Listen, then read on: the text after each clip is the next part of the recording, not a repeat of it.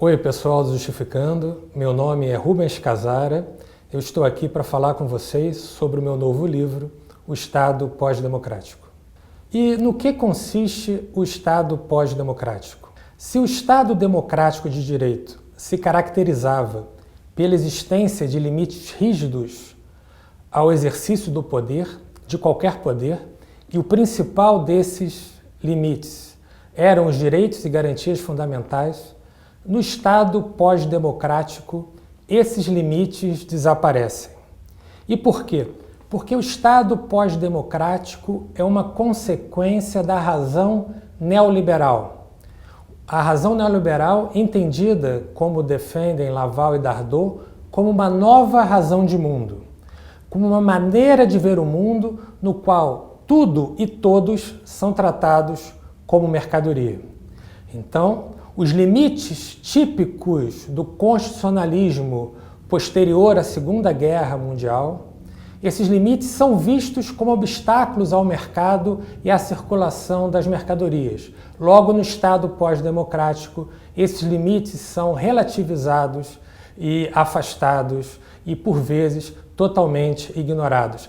A principal característica da pós-democracia é essa: o desaparecimento dos valores constitucionais. Se tudo é transformado em mercadoria, isso significa dizer que tudo e todos tornaram-se negociáveis. Vamos pensar, por exemplo, na reforma trabalhista, em que a proposta é de que prevaleça o negociado sobre o legislado, ou seja, que prevaleça a negociação sobre o trabalho em detrimento da legislação que garantia direitos. Outro exemplo é a delação premiada, na qual os valores verdade e liberdade desaparecem, perdem importância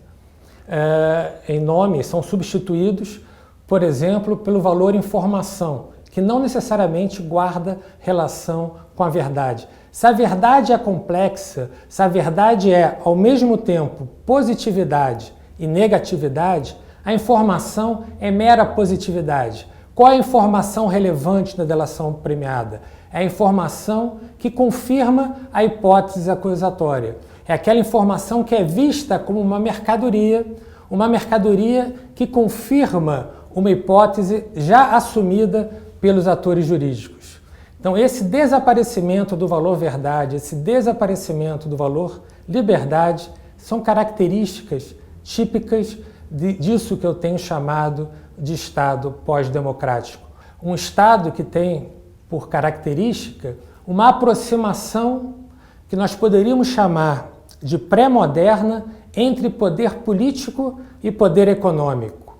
Se um dos marcos do Estado moderno era a separação entre poder político e poder econômico, no Estado pós-democrático, poder político e poder econômico voltam a se identificar, de modo a que o próprio titular do poder econômico exerce sem mediação o poder político. Nós podemos pensar no Berlusconi na Itália, em Trump nos Estados Unidos ou no Dória, prefeito aqui de São Paulo. No Estado pós-democrático, todas as instituições sofrem uma mutação.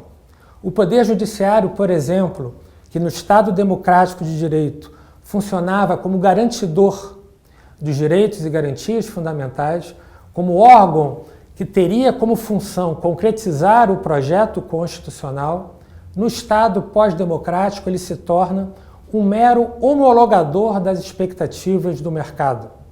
Quando não, um instrumento de controle da população indesejada, daqueles que não interessam aos detentores do poder econômico. E quem não interessa aos detentores do poder econômico? Por um lado, aqueles que não dispõem de capacidade econômica para consumir e que também não produzem. Por outro, os inimigos políticos, aqueles que se manifestam, que se colocam na vida pública contra o projeto neoliberal. Então, eu poderia tentar resumir e dizer que na era neoliberal, em assumindo a razão neoliberal, a condição de nova razão de mundo, o Estado pós-democrático é o Estado compatível com a mercantilização das pessoas e o controle dos indesejáveis.